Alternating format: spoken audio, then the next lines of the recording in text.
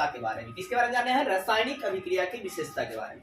तो रासायनिक अभिक्रिया विशेषता को इंग्लिश में क्या कहते हैं दोस्तों कि केमिकल प्रॉपर्टीज ऑफ, है क्या, केमिकल रिएक्शन ऑफ प्रॉपर्टी।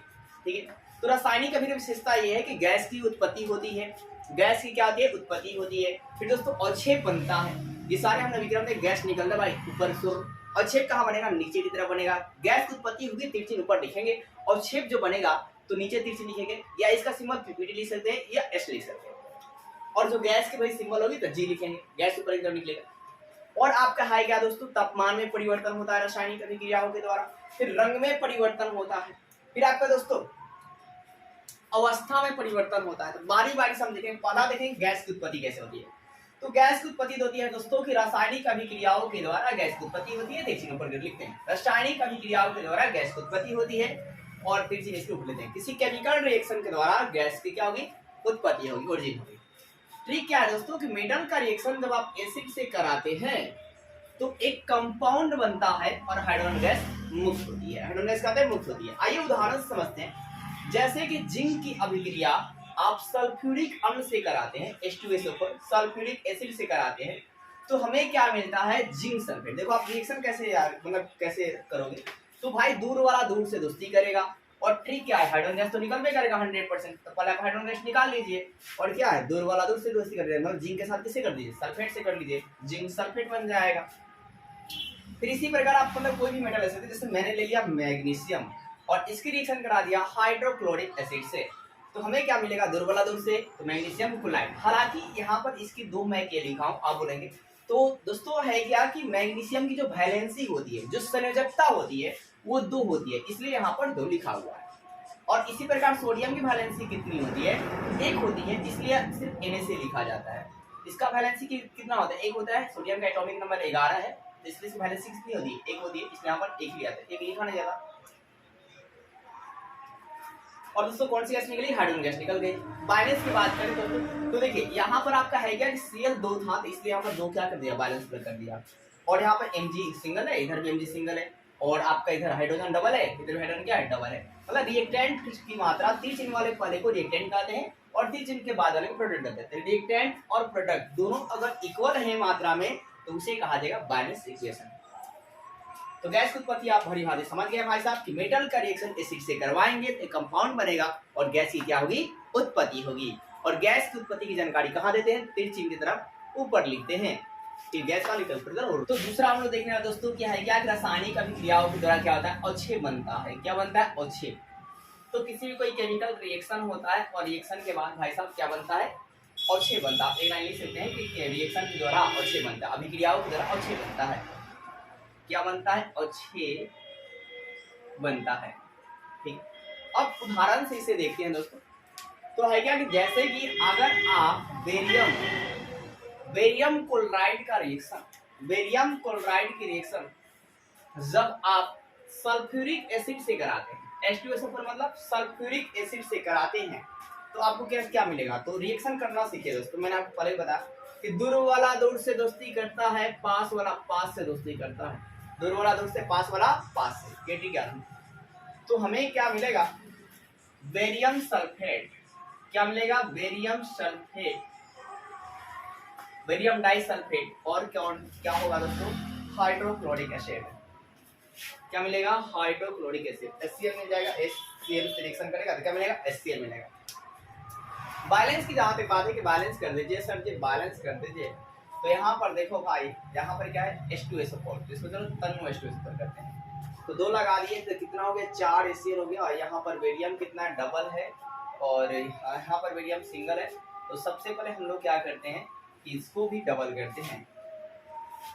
तो चलो इसको डबल किया मैंने, 2 लगाया तो बेरियम डबल हो गया, सल्फेट 4 हो गए। सल्फेट कितने हो गए? 4 हो गए। और इधर हाइड्रोक्लोरिक एसिड कितना है आप देखो, तो HCl इधर 4 करने पड़ेंगे, तो HCl को मैंने 4 कर दिया, 2 दूना कितना हो गया? 4। अब इधर आप देखो कि सल्फेट इधर तो 2 है और इधर भी सल्फेट कितने हैं? 2 है। बात सही है, चलो भाई ठीक है। बेरियम इधर 2 है और इधर बेरियम कितना है? सिंगल। इधर 2 है, इधर सिंगल है, इधर इसको क्या करेंगे? डबल करेंगे, बेरियम डबल हो गया। अब 2 दूना क्लोरीन कितना हो गया? 4। और इधर में क्लोरीन कितना हो गया भाई 4, हाइड्रोजन की 2 दूना कितना हो गया 4, और हाइड्रोजन कितना हो गया 2 दूना 4। तो मैंने रिएक्शन को भी लिख दिया भाई। एक और आप इक्वेशन को देखिए दोस्तों कि जैसे है क्या कि सोडियम क्लोराइड की अभिक्रिया सिल्वर नाइट्रेट से कराई जाती है। किसे कराई जाती है? सिल्वर नाइट्रेट से। तो हमें क्या मिलेगा? देखो पहले रिएक्शन करना आप लोग सीखते हैं। सबसे पहले देखते हैं दोस्तों क्या है क्या कि दूर वाला किसे करेगा? दूर से। तो हमें क्या मिलेगा? Na2NO3। देखो इसकी जो NO3 का जो वैलेंसी होती है वो 2 होती है, इसलिए यहाँ पर 2 लगा है। और सोडियम वैलेंसी 1 होती है, यहाँ पर आपका 1 लगाएंगे नहीं भाई, 1 नहीं लगा। प्लस फिर आपका है क्या, ये क्या करेगा भाई साहब? पास वाला पास से, यही ट्रिक आपका। तो क्या मिलेगा हमें? Silver chloride. क्या मिलता है? Silver chloride. और इस रिएक्शन में जो है अवक्षेप किसका बनता है? तो सिल्वर क्लोराइड का जो है सफेद अवक्षेप प्राप्त होता है। कैसा? सफेद अवक्षेप। और ये सफेद अवक्षेप जो है, नीचे नीचे में तो सफेद अवक्षेप बनता है दोस्तों। सफेद अवक्षेप जो है वो किसके जैसा होता है मेरे साथी? दही के जैसा होता है। कैसा होता है? दही के जैसा, दही जैसा, कट जैसा होता है। नहीं तो आप लोग खाए होंगे। तो यानी कि इसका भी लैंग्वेज क्या लिख सकते हैं आप कि सोडियम क्लोराइड की अभिक्रिया सिल्वर नाइट्रेट से कराई जाते हैं तो सोडियम नाइट्रेट और सिल्वर क्लोराइड का सफेद अवक्षेप प्राप्त होता है जो कि दही जैसा होता है। तो अवक्षेप बनने की जानकारी भी आप एकदम क्लियर डे पर समझ गए दोस्तों।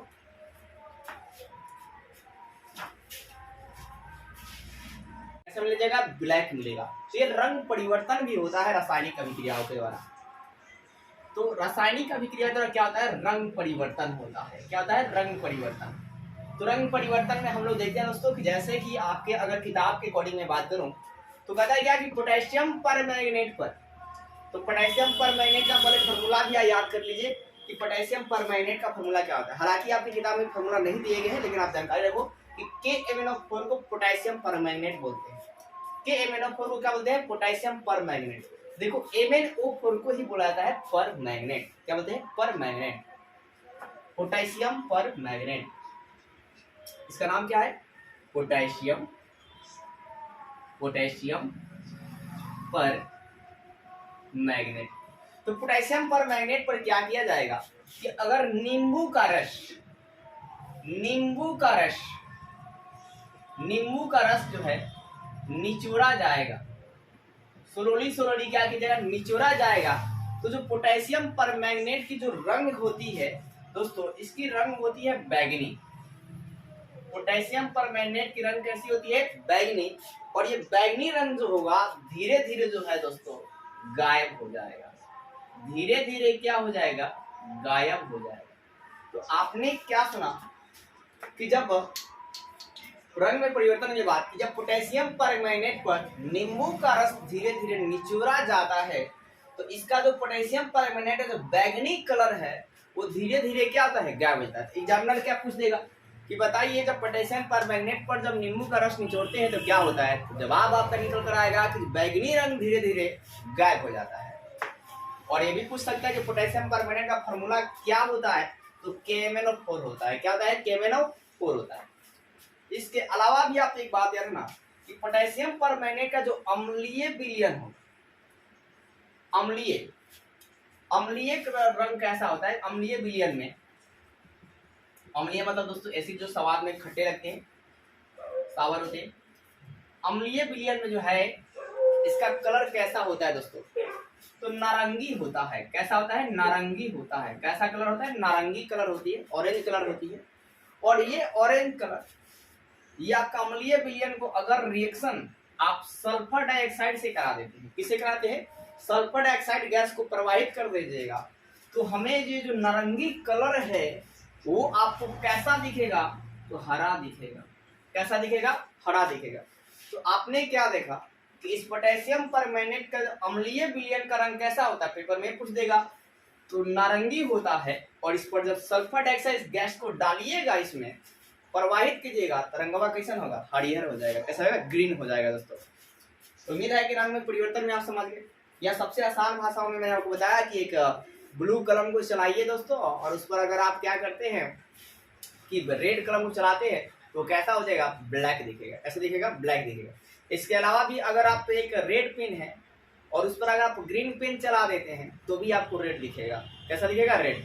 या आप एक है क्या कि मतलब एक गुलाब को, रेड रोज को अगर आप एक ग्रीन चश्मा के सहायता से देखिएगा, ग्लास के साथ देखिएगा, तो आपको जो रोज दिखेगा वो ब्लैक दिखेगा। एक्सपेरिमेंट आप कर भी देखिएगा, आपको ऐसा ही होगा। देखिए अब हम देखने वाले दोस्तों 4 नंबर, तापमान में परिवर्तन। तापमान में क्या है? परिवर्तन। तापमान में परिवर्तन यानी कि चेंज ऑफ टेम्परेचर। तो है क्या? रासायनिक अभिक्रियाओं के द्वारा, किसी केमिकल रिएक्शन के द्वारा, किसी भी है क्या केमिकल रिएक्शन के द्वारा यानी कि रासायनिक अभिक्रिया के द्वारा क्या होता है कि तापमान में परिवर्तन होता है। तापमान में क्या होता है? टेम्परेचर में दोस्तों क्या होता है? परिवर्तन होता है, चेंज होता है। अब आइए कुछ उदाहरण से समझते हैं कि रासायनिक अभिक्रियाओं के द्वारा, केमिकल रिएक्शन के द्वारा क्या होगा? तापमान में परिवर्तन होगा। कैसे होगा ये देखिए। तो आएगा जैसे है क्या, ये एक CaO मतलब क्या होता है? कली चूना। क्या होता है? कली चूना कहते हैं, कली चूना कहते हैं दोस्तों। और इस पर क्या कीजिए, कली चूना पर कि आप पानी डालिए, वाटर डालिएगा। अब जब वाटर डालिएगा इसके पात्र में, आप बाहर से फील करेंगे ये हीट हो गया है, उष्मा ये दे रहा है। तो हमें ये बनता क्या है ये भी देख लीजिए। तो ये मिलता है CaOH का होल ट्वाइस यानी कैल्शियम डाइहाइड्राइड। और क्या मिलता है हमें? उष्मा। क्या निकलता है इसमें? उष्मा निकलता है, हीटिंग महसूस होती है। कभी आप चूना खरीद कर लाइएगा, उसमें पानी डालिएगा, देखिएगा अपने हाथ डालिएगा, आपका हाथ जो है जल सकती है। तो यानी कि आपका है क्या कि जब कली चूना का रिएक्शन, कली चूना पर आप पानी डालते हैं तो बनता क्या है? कैल्शियम डाइहाइड्राइड। और उसमें से थोड़ा हीट निकलती है। क्या निकलती है? हीट निकलती है। और ऐसे रिएक्शन को क्या कहा जाता है? आप ये भी याद रखना। तो इस प्रकार की अभिक्रियाओं को कहा जाता है संयोजन अभिक्रिया भी तो बोल ही सकते हैं, क्योंकि इसमें दो आपके कंपाउंड ऐड होकर एक सिंगल कंपाउंड बना रहा है। तो ये आपका हो गया कॉम्बिनेशन रिएक्शन यानी संयोजन अभिक्रिया। इसके अलावा इसमें उष्मा निकल रही है, इसलिए इसको उष्माक्षेपी अभिक्रिया भी कहेंगे। क्या कहेंगे? उष्माक्षेपी अभिक्रिया कहा जाएगा। एक्सोथर्मिक रिएक्शन जो है कहेंगे। तो आपने तापमान में परिवर्तन समझ लिया। एक और देखें दोस्तों, हम देखने वाले हैं दोस्तों कि रासायनिक अभिक्रिया के द्वारा और क्या हो सकती है। तो अवस्था में परिवर्तन होता है। क्या होता है? अवस्था में परिवर्तन होता है। अब अवस्था में परिवर्तन का इंग्लिश क्या होगा दोस्तों? तो चेंज इन स्टेट। स्टेट मतलब क्या होता है? अवस्था। क्या होता है? चेंज इन स्टेट, अवस्था में परिवर्तन। तो ये कैसे होगा? तो दोस्तों आपने एक क्या कीजिए, आप एक मोमबत्ती लीजिए और इस मोमबत्ती को आप जला दीजिए। आप इस मोमबत्ती को क्या कर दीजिए?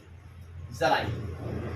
तो देखिए जो मोमबत्ती पर स्टार्टिंग में बताऊं तो इसका मोमबत्ती का जो शेप है ये किसमें होता है? सॉलिड में होता है। किसमें होता है? सॉलिड। ठीक है, ठोस अवस्था में होता है। लेकिन जैसे ये जलता है, अब ये जलता किसके प्रेजेंटेशन में है? तो कोई भी दुनिया की पदार्थ ऑक्सीजन की उपस्थिति में क्या होती है? जलती है। अब जब ये जलेगा तो आप देखिएगा कि ऊपर की तरफ गैस निकलता है, जलवाष्प थोड़ा ऊपर की तरफ निकलते हैं। तो यहाँ पर क्या हो गया भाई? वाष्प निकल गया यानी कि गैस स्टेट आ गया। क्या गया? गैस। और आप देखेंगे ध्यान से तो मोमबत्ती जो है आहिस्ता आहिस्ता पिघलती है, आहिस्ता आहिस्ता ये जो सॉलिड पार्ट है पिघलने लगता है, पिघलने लगता है मेरे मित्रों।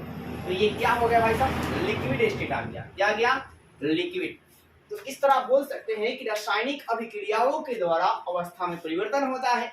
जैसे उदाहरण के लिए कि मोमबत्ती को जब जलाया जाता है तो सॉलिड वाला पार्ट लिक्विड वाला पार्ट और गैस वाले पार्ट में बदल जाता है, और फिर यह लिक्विड वाला पार्ट जो है पुनः जो है सॉलिड वाले पार्ट में इकट्ठा नीचे आप देखिएगा यहाँ पर क्या होता है? कलेक्ट जो है हो जाता है। तो इस प्रकार आपने अवस्था में क्या देखा? परिवर्तन देखा। इसके अलावा भी आप देखिए कि जैसे मान लीजिए कि आपके पास आइस है यानी कि बर्फ है। क्या है? बर्फ। और इस बर्फ को जब आप हीट करेंगे तो बर्फ किस शेप में होता है? ये सॉलिड होता है बर्फ। बर्फ किस में होता है? सॉलिड। लेकिन जब आप इसे हीट करोगे ये सॉलिड से किस में आ जाएगा? द्रव अवस्था में आ जाएगा, लिक्विड अवस्था में आ जाएगा। यानी कि अवस्था में क्या हो गया? परिवर्तन। फिर आप इस द्रव को भी अगर आप हीट करते हैं, इस आप लिक्विड को भी अगर आप हीट करते हैं तो अब आपको क्या मिल जाएगी? गैस या वाष्प मिलेगा। गैस या क्या मिलेगा दोस्तों? वाष्प मिलेगा। तो इस तरह आपने देखा कि भाई साहब अवस्था में क्या हुआ? परिवर्तन हुआ। तो जो बर्फ है वो किसमें बदल गया? पानी में। और पानी किसमें बदल जाएगा? गैस या वाष्प। एक और बात आप याद रखना, एक्स्ट्रा बात कि जब बर्फ जो है द्रव में बदलेगा तो उसे कहा जाएगा द्रवण।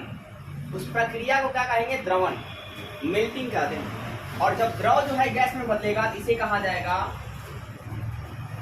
इसे कहते हैं वो द्रव जो है वाष्प में बदलेगा इसे कहते हैं वाष्पन। क्या कहते हैं? वाष्पन कहते हैं। और जिस ताप पर जो है सॉलिड लिक्विड में बदलता है उस ताप को, जिस ताप में सॉलिड लिक्विड में बदल जाता है उसे कहते हैं द्रवनांक। क्या बोलते हैं? द्रवनांक, मेल्टिंग पॉइंट कहा जाता है इंग्लिश में। और जिस ताप पर द्रव गैस या वाष्प में बदलता है तो उसे कहते हैं, उस ताप को क्या कहते हैं मेरे साथी? उसे कहते हैं क्वथनांक, यानी कि बॉइलिंग पॉइंट कहा जाता है। जैसे वाटर की बॉइलिंग पॉइंट की बात करें, H2 की वाटर की बॉइलिंग पॉइंट कितना होता है? तो 100 डिग्री सेल्सियस होता है। और इसका मेल्टिंग पॉइंट कितना होता है? मेल्टिंग पॉइंट कितना होता है? ये बॉइलिंग पॉइंट है BP, मेल्टिंग पॉइंट कितनी होती है? तो 0 डिग्री सेल्सियस तक। भाई जो वाटर है वो 0 डिग्री सेल्सियस पर क्या होता है? आइस होता है। क्या होता है? आइस। और वाष्प कितने डिग्री सेल्सियस बनता है? तो 100 डिग्री सेल्सियस पर बनता है। इसी प्रकार हमारे बॉडी का जो टेम्परेचर है, हम लोग की जो बॉडी है उसकी जो टेम्परेचर है, ये भी पेपर पूछ देते हैं कि बॉडी की टेम्परेचर कितनी है। तो बॉडी का टेम्परेचर जो है 37 डिग्री सेल्सियस है। कितना है? 37 डिग्री सेल्सियस है। और केल्विन में पूछेगा तो याद रखना कि 273 को ऐड कर लीजिए तो कितना हो जाएगा? 310 केल्विन। कितना होता है? 310 केल्विन। और फारेनहाइट में भी पूछते पेपर में कि फारेनहाइट में कितना होता है? तो 98 डिग्री फारेनहाइट। कितना होता है? 98 डिग्री जो है फारेनहाइट होती है हमारी बॉडी की टेम्परेचर। तो उम्मीद है दोस्तों कि आपको वीडियो अच्छा लगा होगा, और वीडियो अच्छी लगे तो वीडियो को लाइक कीजिए, हमारे चैनल सब्सक्राइब कीजिए और ज्यादा से ज्यादा शेयर कीजिए। कम से कम 5 लोगों को तो जरूर शेयर कीजिए दोस्तों।